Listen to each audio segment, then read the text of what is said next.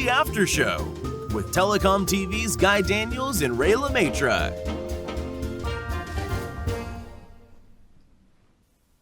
Yes, welcome to The After Show on Telecom TV. I'm Guy Daniels, Director of Content, and we are broadcasting live at the end of our Spotlight on 5G series. This is the third and final of our 3 live shows where we take a look back at last week's activity around MWC 22 in Barcelona and answer your questions on 5G with the help of our guests. So if you haven't yet got in touch, then do so now, and the sooner the better. Please don't leave it until the end of the show. There's a form on the website below this video that you can use. And there's also a poll question. It's nice and simple, so go ahead and cast your vote now. As always, your co-host for the After Show is Ray LeMaitre, Editorial Director at Telekom TV. Ray, 2 great shows so far and terrific discussions around 5G. Plenty of questions still around monetization, disaggregation and private networks. Well, that's easy for you to say, Guy. Yes, we've already had a couple of great live Q&A sessions covering all manner of 5G related topics. And I know we're in for another doozy today because we have a surplus of audience questions from the past couple of days for today's industry expert speakers. But there's still time to get some new questions in for today's program. But don't delay. Guy and I will be looking out for anything new coming in during the next 45 or so minutes. But the sooner you submit your questions, the greater the chance we'll get to it, of course. So get them in now. Absolutely. Don't delay. We say it every single time. And as you mentioned, Ray, we have a few questions that arrived too late for yesterday's show. So we'll be adding those into the mix. Right, on with the show. And let's now meet our guests. Joining us live on the program today are Franz Seiser, who is Vice President Access Disaggregation at Deutsche Telekom. Partouche, who is Global Vertical Principal Director at Colt Technology Services. Beth Cohen, SDN Product Strategies with Verizon. Randy Cox, Head of Product Management, Intelligent Cloud at Wind River. And Lee Hines, Technology Strategist in the Communication Technology Group, Hewlett Packard Enterprise. Hello, everyone. Good to see you all. Now we've got lots of audience questions to get through, so we'll crack straight on. Ray, have you got our first question? Yes, I do, Guy. Thanks very much. And Randy, we're going to put this one to you first. And the question is, after a flurry of early adopters, many 5G standalone commercial deployments are still only being planned for 2023. What is the reason for the delay? Why haven't the operators yet realized that it's easier and cheaper to operate a hybrid 4G and 5G network with 5G standalone management and orchestration?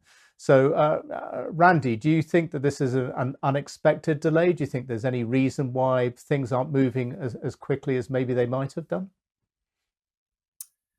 I'm not sure whether it's unexpected or not. What I would say is certainly moving to a 5G standalone architecture where we're connecting 5G radios with a cloud native 5G core is not a trivial undertaking. And so I think carriers are wisely cautious and want to take that step in a very calculated manner. I think there are some challenges that brings, things such as just the logistical aspect of it, the complications of it, along with the financial investment of time and money, as I mentioned. So I think they're being cautious there, and to ensure that they do that in a way that doesn't impact their network performance. I don't think it's a question of whether they see the benefit. I think it's more around the way and the path that they go there and how fast they do that. So I think just some cautiousness on moving to that. But obviously, moving to a cloud native network is the direction we see happening across the industry at Wind River. Okay, excellent. Thanks, Randy. And Beth, I could see you wanted to come in there. I was going to say, what delay? Certainly, we're moving forward with our deployments. We're standing up both public and private cloud, public and private MEC deployments today, 5G and with LTE mix. And so, I think any delay is more on the customer side, where they're still trying to figure out what they want to do with this new technology. Okay. Thank you, Beth. So the sense here seems to be that there isn't so much a delay, just a bit of caution on the part of some and on other operators already there. If anybody else wants to come in on this question, Lee, yes, please come on. Sure. I mean, come on. We had the exact same kind of situation happen about a decade ago with LTE, where there was a lot of conversation about LTE and the early LTE advanced and the early elements associated with it. And there were questions about exactly when are we going to really have LTE out and available? Why is it taking so long? I recall even back then there were battery life issues that people were complaining about. But it seems a bit trite to say these things take time. But come on, we're moving, as Beth indicated, quite aggressively in the industry, bringing up these networks.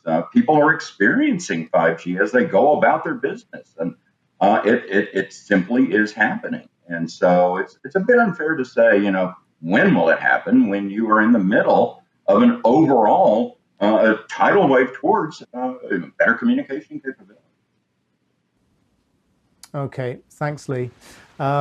So it would seem not so much a delay, but steady progress. And maybe there was a greater expectation after that early flurry, as was mentioned by the questioner. Okay, if there aren't any other comments on 5G standalone deployment timetables, I'll hand over to Guy for the second audience question of the day. Great, thanks very much, Ray. And we have a question here on enterprises and private 5G. Aaron, I think if I can put this one to you first. The question is, would an enterprise private 5G network be the same as a public network one? Or would it be a stripped down version, or would it be a unique build? Basically, would an enterprise get exactly the same kind of network as we'd see in the public network? So, of course, we can have all the options. I mean, it will depend on the use cases. We could have a network slice from mobile operators if at the end the use case are very close to what we can find from mobile operators in the public mobile networks. We could have also a simplified version. I mean, we are making a pilot with one real estate customer where at the end what we are deploying is quite simple. If we look at we deployed in this real estate site, it was very simple, and it was the purpose is to show that we can deploy in a very simple way a private 5G network. And we could have a more complex private 5G network if at the end the type of application, the type of use case are a bit more complicated with AGVs, with different type of AR, VR applications. So we may have any of these options, and this is what makes things a bit complex, because we need to better understand vertical, we need to understand use cases, and after we will map and we will see what type of option we need to have. And again, I mean, when most of the time when we are talking to the enterprise, they don't know they don't know what type of technology they need to have or what type of architecture. They are talking about use cases. So yes, any of these options could work. It will depend on the use case. Great, thanks so much, Aaron. So as you say, a range of options there, but enterprises obviously focused on services and their individual use cases. Beth, let's come across to you for your views on this. So I was going to pick up on what Aaron said. It's not the job of the enterprise to come up with the technology to support their private MEC solutions. They're interested in the use case and how to best deliver the applications that they need, where they need. And, it's up to us as the telecom providers to figure out how to deliver that. In our experience, the, private 5G, just by its very nature, is going to be a little more complex. It's going to be a little more customized, because otherwise, why bother? You might as well just use the public 5G, which works just fine. So it's really, the use cases are focused on specific applications, specific sites, specific security requirements, that are going to influence it far more than, just delivering signal to edge devices.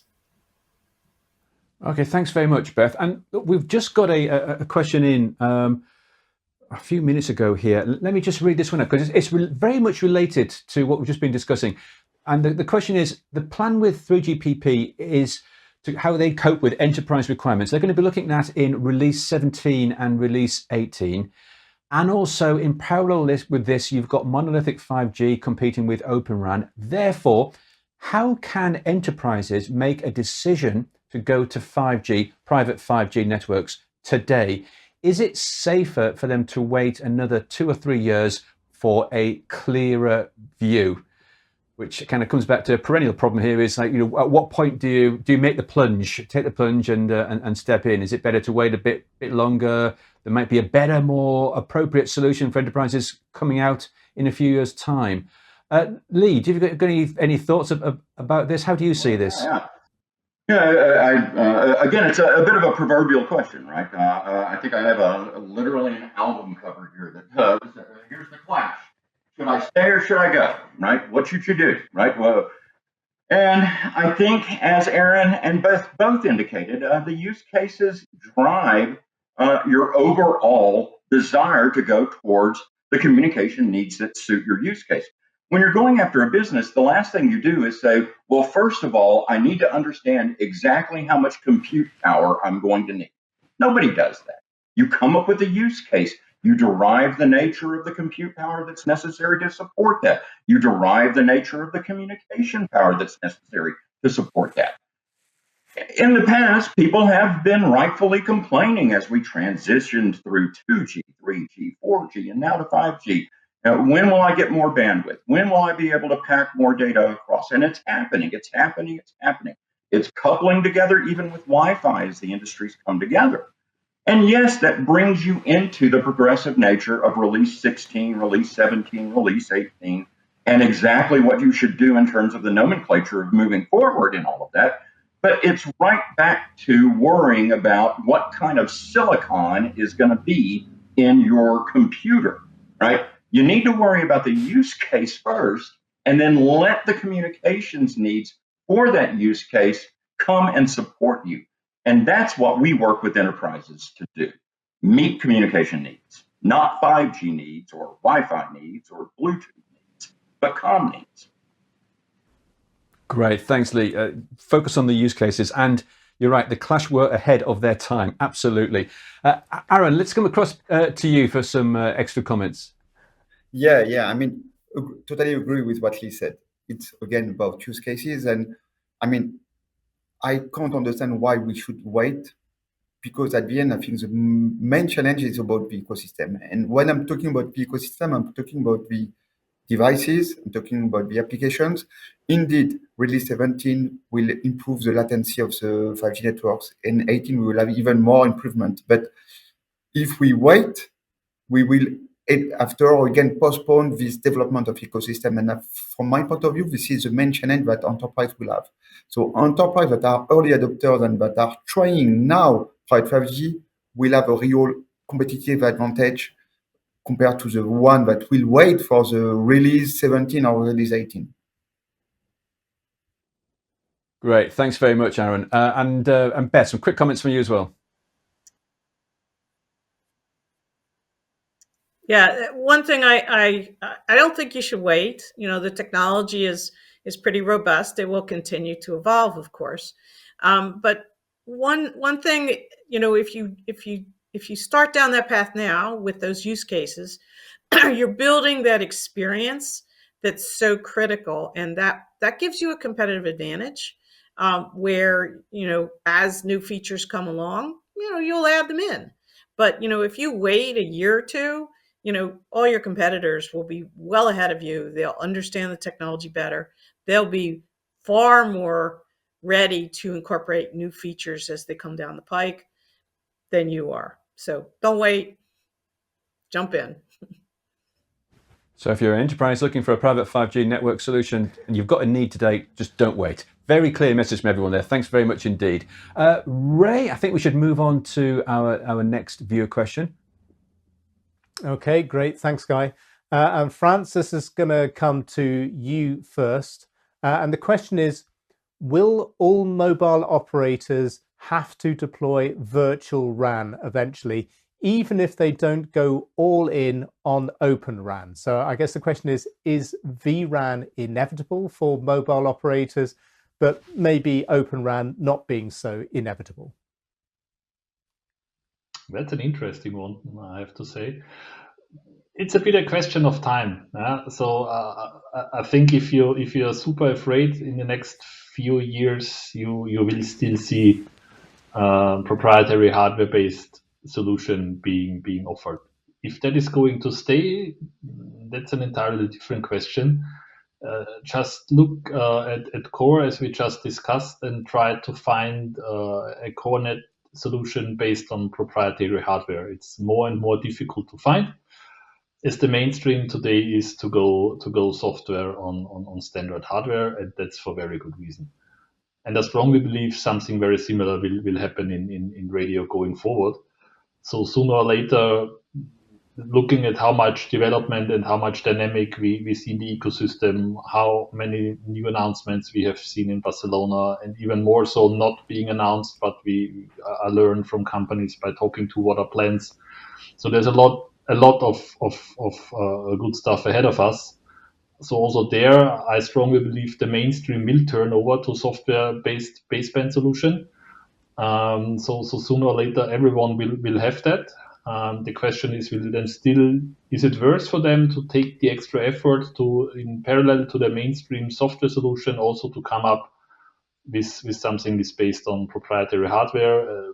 The jury is still out there. But in all of the other areas where we have seen that sooner or later the software-based version got dominant, and the other one gets to a niche, and then sooner or later will disappear. But not the next 2 to 3 years. That's pretty clear for me.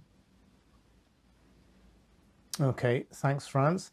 So it sounds like it does feel like that the sense is that vRAN will come in over the years. Obviously, still a lot of debate about the ins and outs and the potential and the gains for different operators from Open RAN. If there aren't any other comments on that particular topic, then Guy, we can go to you for the next part of the show. Yep, thank you very much, Ray. Well, we ought to now check in on our audience poll for this year's Spotlight on 5G series. And we've been running this poll since MWC 22 began. One question about 5G and 5 multiple choice answers. And the question we have been asking you is, which of the following will have the most positive impact on 5G service capabilities and ROI potential for operators? And you can see the current voting in real time here. And really, as we've been seeing all week, it's better utilization of AI and automation that is clearly ahead of the pack here. With deployment of millimeter wave capabilities way down in 5th place, and everything else sort of battling in between. Now, if you've yet to vote, then please do so now, because we're closing this poll tomorrow. So now really is your last chance. Now, let me ask our guests, anybody have any comments about those results? Were there any surprises there for any of you, or, pretty much as you might expect to see at this stage in 5G evolution? Any surprises or comments? I love how everybody loves AI. I mean, that's great. Everybody wants AI. Everybody wants to have automated operations. It's been something we've been looking for quite some time now. And there's a lot to be said about the virtualization impact and how it supports automated orchestration, but clearly that's at least it says to me that people are a little bit concerned about the deployment activities that are going to be associated with 5G. It looks complex.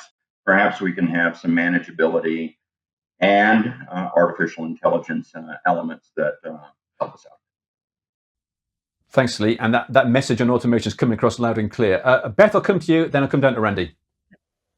So I had two comments. One, I was a little surprised at how low M-Wave was, since that's the one that Verizon chose to deploy first. But I do understand it's it's more complex. It requires a lot more small cell deployments. But the AI, that's the sexy thing. That's the one that we're actually furthest back in terms of the deployment. So, automation, yeah, we're definitely there on automation. AI, we still have some work to do. So maybe that's because, people answering the question we're sort of thinking ahead. That's my interpretation of the readings in the poll. Well, we're quite cruel. We only give people one option, so they have to pick one. So we don't know what their second places would have been. So that might be instructive. Randy, I'll come down to you, and then we'll go up to Aaron. So Randy. Yeah, I was just going to comment. I think interesting the focus and interest in artificial intelligence and automation, of course. I do think it's interesting that in order to really enable that, moving to a cloud native network is highly important. So I was expecting to see kind of those to go a little bit more hand in hand. But obviously, it's a much more efficient way to go when we have a cloud native network in order to get to that most efficient and operationally ease of automation. So I do think those two go hand in hand together. Yeah, quite right. They would be my two choices as well. Aaron, over to you. Yeah, I think the network, we see it with the fully disaggregation of the network, we can deploy 5G network much simpler than what we deploy in the past for 4G and 3G. So the challenge is not really now on the deployment, is more how we can bring an intelligent network that can cope with the type of application, that can cope the different type of site. We will have more and more type of devices because we have now multitude of networks. So I fully understand that at the end, the real challenge will be to correlate, to process the data and to use this data with AI, with machine learning to correlate potentially with some applications. And this is where, and again, it will help us to talk the vertical language and not only manage a network for managing a network. We will need to understand what we are doing with this network. So reason why I think it makes totally sense that at the end it's AI and automation that will be the key challenge and what we need to focus on in the next years. Yeah, thanks, Aaron. This was the poll question is what we've got to look at, and I'm sure millimeter wave will have its day in the years to come. Now, with that, we are about 25 minutes or so into the show, so we've got more questions still to ask. So, Ray, I'll hand over to you for our next viewer question. Okay, thanks, Guy. And for this question, we're going to come to Lee first. And the question is, what are some of the driving factors that have enterprises choosing private 5G instead of Wi-Fi for their wireless networks? So what are the factors that are pushing enterprises towards private 5G and away from their current implementations? Well, it's a bit unfair also to say they're moving away from Wi-Fi. There's a tremendous amount of investment made in Wi-Fi. The advent of Wi-Fi 6 and Wi-Fi 6E, and even some of the capabilities that you can see out of Wi-Fi 7 coming out, really make it an advantageous contributor in the marketplace to what I was talking about before, which is more meeting the communication needs of enterprises as they are developing their new use cases. And So the idea of choosing 5G per se, specifically for an enterprise, we honestly have not encountered an enterprise that wishes to remove all of their Wi-Fi equipment in favor of a 5G, I would say. Instead, rather, it's more about access, higher bandwidth at this point in time. A lot of the decision making is around geographical coverage area and the degree to which you might have mobility requirements from the end devices. We are seeing a lot more requests for collaboration between Wi-Fi and 5G, and for just basic cohabitation or coexistence between the two technologies.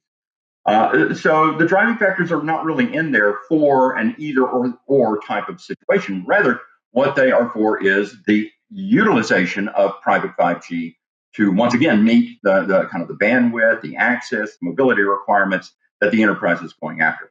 And just one little tiny thing to touch on in terms of millimeter wave, while we're seeing right now the requests coming from enterprises, governments, and the like for just basic meeting communication needs and such, and of course a very high speed bandwidth, they still nevertheless are looking at the M-Wave kind of capabilities that 5G is going to give them, because those use cases are absolutely down the road. Right? So not really a distinctive decision point for enterprises right now, but it's back to meeting communication needs, meeting compute needs, meeting power needs, meeting all of those needs that ultimately serve that use case. Okay, excellent. Thanks, Lee. Yeah, and I guess the question might have come in because there's so much talk right now about private 5G. It is a really big buzz term, and it was talked about a lot at MWC. But like you say, that doesn't necessarily mean just because some 5G capabilities are bought into a private wireless network that everything else is getting thrown out. So I'd imagine a lot of them will have a mix of Wi-Fi, LTE, and 5G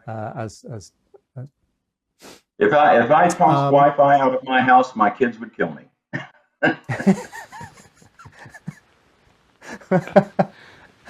I think everybody's going to agree with that. That would be the case for absolutely everybody.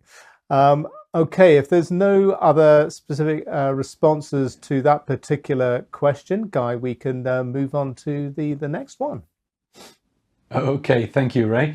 And the question here, looking at Edge, and Beth, let's put this one to you first. And the question, it's an interesting question, this. Are VRAN, are virtual RAN and private networks now the two main drivers for the telco edge?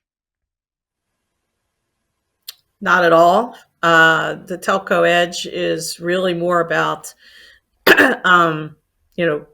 optimization, delivering the network services, and I'll put it in an analogy. Think of them as being in a micro cloud now that's delivered at the edge.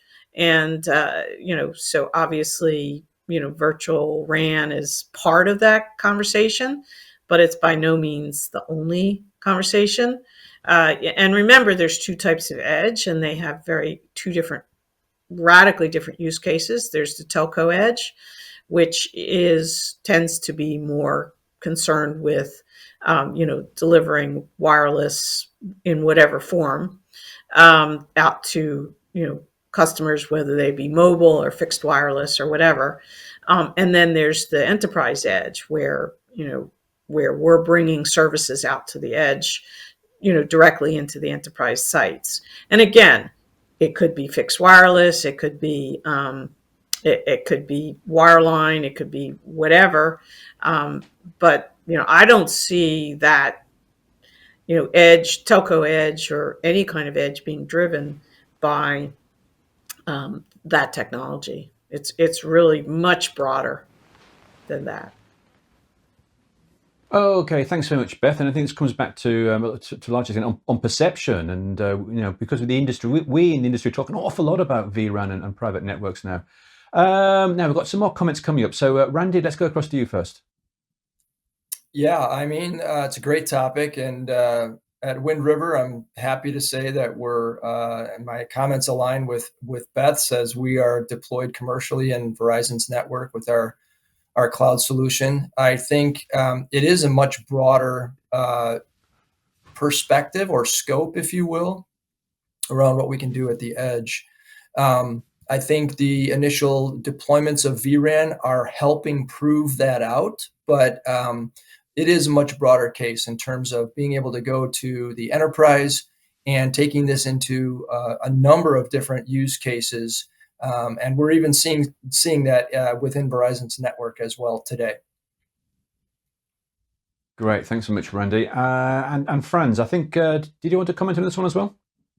Yeah, sure. Again, I agree, and don't fall in a trap by believing you put in vRAN and some application, and you have that. There's a bit more to be done. You have to first of all, we are still a bit away from a situation that you build up a generic edge and you put your radio workload on it and it performs properly. That's not where we are. Making vRAN work is still vRAN is simply a super demanding workload, and you need accelerators and stuff which you don't use in a standard cloud. So that would make it a bit costly if you deploy that cloud and then you run standard IT workload on it. And they said the other way around: if you deploy a standard IT cloud, your vRAN will not really work properly on that infrastructure. And also don't forget, there is still a bit more in between the radio and the application, which we typically call a core network. So you need at least a UPF and some security gear in between. So it's not that you'll simply deploy these two things and you're done. Great, some good advice there, Franz, for our viewers. Beth, let's head back over to you for some additional comments on this one. Yeah, I wanted to pick up on what Franz was saying about the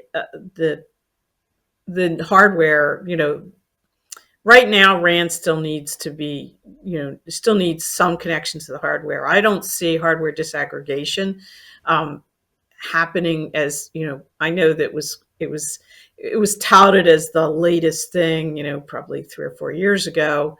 The reality, has been that hardware disaggregation is really difficult because you do need the accelerators, you do need that high performance, which, if you dump it on, white box, you're not necessarily going to get. And, so there's trade-offs. I don't see true hardware disaggregation ever really happening. We're moving in that direction, but I don't see it I see it as a North Star that we will never get to. Okay, Beth, thanks very much for that. And we will definitely be picking up on that one at a later time in the year on Telecom TV.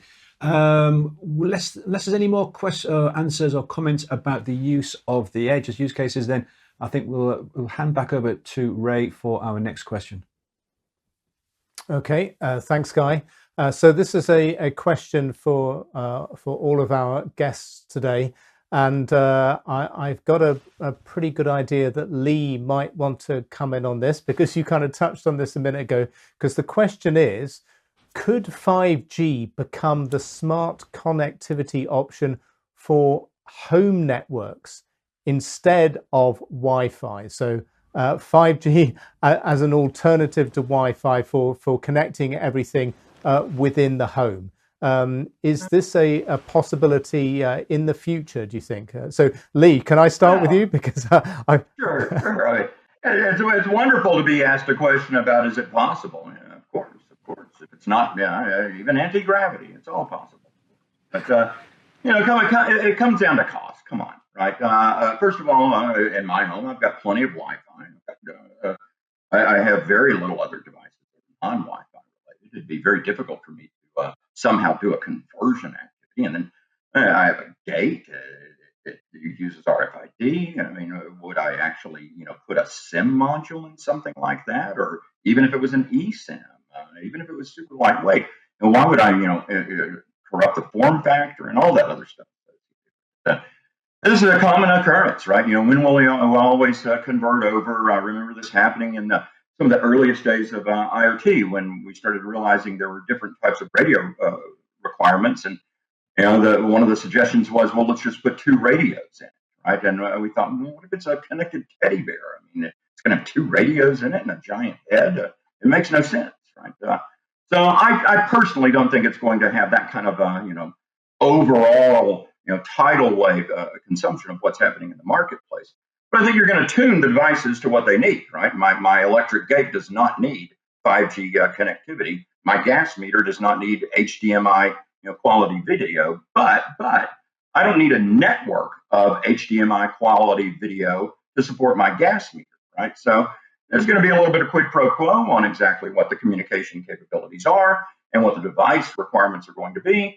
But I think it's nice that we've got a broad set of coverage available to us to be able to actually pick and choose, once again, what kind of communication needs are necessary to support even those consumer, home types of use cases. Okay, excellent. And a great point there about eSIM. I guess these kind of things, someone somewhere at some point will say, I've got rid of Wi-Fi, I'm doing everything on 5G with eSIM. But who knows when that will come. But like you say, it'd be tough to become the norm, certainly anytime soon. Okay, so another audience question asked. If there isn't any more comments on that one, I'll pass back over to you, Guy.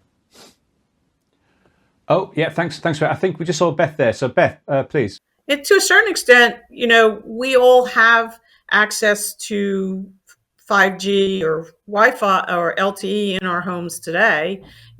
Every one of your, smart devices already has that capability. And, I actually just upgraded to a 5G phone.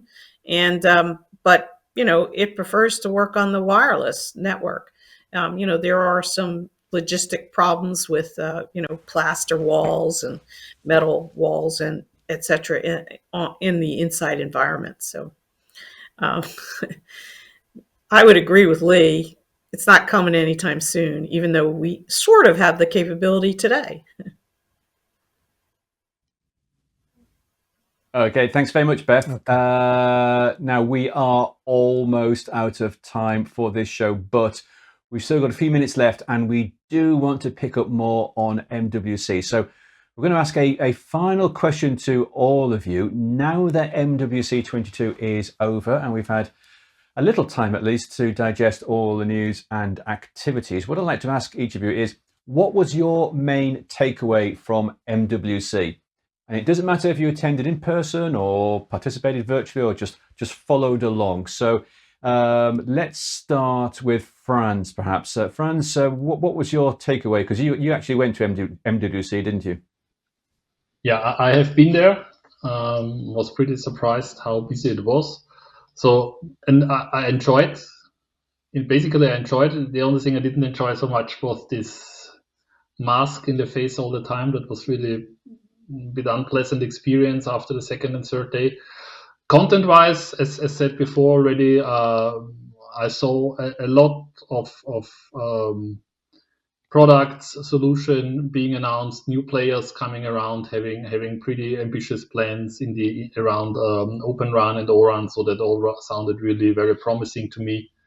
And I'm really looking forward to the next couple of months when these announcements turn into real products, and we will see quite an expansion of the ecosystem around the topic.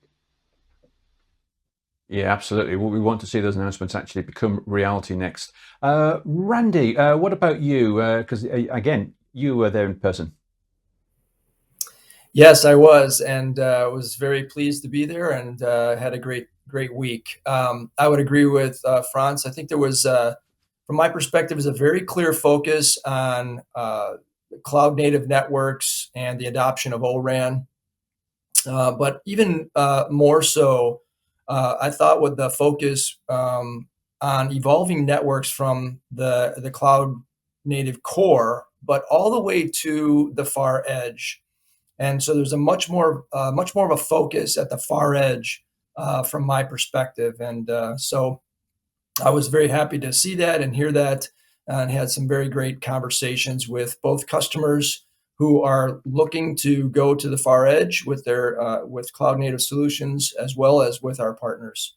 So Wind River, we thought it was a great week at MWC, and along with the adoption and acceleration of ORAN. Yeah, thanks very much, Randy. And interesting to hear about the discussions around the far edge as well. Lee, what was your takeaway from following along with the MWC activities? Well, I did not attend, so I got quite a bit of work done last week. That was good for me. But I did follow along actually quite heavily, and we've actually talked on it a couple of times today. And it was a comment made by FCC Chairwoman Jessica Rosenworcel, and I don't have the direct quote in front of me, but she was effectively talking about millimeter wave and really was talking about the release of new spectrum in advance of potentially 6G type of capabilities. But she made a comment and said, let's not forget that the deployment of millimeter wave has actually been rather difficult, right? And that the waves are fragile. The waves are fragile. They don't travel very far, and deployment's rather costly. And it was an interesting comment because there's a lot to unpack in all of that. And for a lot of us, myself personally, I remember that it certainly wasn't control user plane separation or even the advent of cloud native capabilities that attracted me to 5G. It was the discussion of millimeter wave functionality. Just as Beth had said earlier, this is an area that 5G is supposed to be able to provide and make happen. And the comments from an FCC chairwoman that it's costly, that it's difficult, is something that I think the industry needs to kind of snap up to attention and take notice of. And potentially some of those AI and other types of operational techniques, including the establishment of software radio components, will actually help to assuage a comment like that coming from an FCC chairwoman. Yes, absolutely. Thank you very much, Lee. She did have a fascinating presentation. Beth, what about your thoughts from MWC 22 and what the industry's in the middle of discussing right now? So I did not attend. I did follow along a little bit. And what was interesting to me is in the past, it's really been there's been a lot of announcements around consumer type, activities and new services, etc. And that wasn't true this time. It was really much more focused on the technology, much more focused on the delivery of, the infrastructure to support the enterprise private 5G. That's not a consumer play. So I'd say what struck me is that it was quite a different focus than it normally or has been in the past, from consumer more toward enterprise and company focus. Thanks, Beth. And personally, I always love it when the mainstream technology press say it's a boring show because there were just not enough gadgets and not enough new Android smartphone releases. That for me is a successful show. Aaron, finally, we'll come to you. What were your thoughts and impressions on MWC? Yes, I was happy it was my first public event after the 2 years of pandemic. And yes, my first thing that I was looking for is how it evolved. Since 2 years, I was not going in the two last sessions. And I found a richer ecosystem. It's interesting. It's what, Beth just said. It's less consumer oriented. It's probably even less mobile oriented. It's for me probably one of the biggest tech co-event in the world. So it was interesting for us. We could talk. We didn't only talk with actors related to 5G. It was network as a service. It was security. It was a lot of different topics that are important now that the network is completely transforming. Now that we have a full disaggregation, now that 5G will be cloud native, it will be over challenge that will come. So it's really interesting to see how it evolves and the new type of actor that we start to see in the Mobile World Congress. That's great to hear, Aaron. Thank you very much for those comments, and all of you for your thoughts on MWC. Well, we are indeed out of time now, so thank you so much to all of you for joining us for this live program, and to our audience for sending in their questions. And Ray, it's been a rather hectic few weeks. Well, it certainly hasn't been quiet, Guy. And the fun never stops, of course, because now we're only weeks away from our Edgeonomics Summit, which also includes a very healthy dose of private networks analysis. as well as a look at the economics of edge and the role of the hyperscalers and more. Indeed, and that finally is the end of Spotlight on 5G for another year. Hooray! Keep an eye on the TelecomTV website for details of our upcoming online summits, including Edgeonomics, and don't miss out on the chance to meet us all in person at the DSP Leaders World Forum here in the UK in May. For now, though, thank you for watching and goodbye. The after show was recorded in front of a live online audience.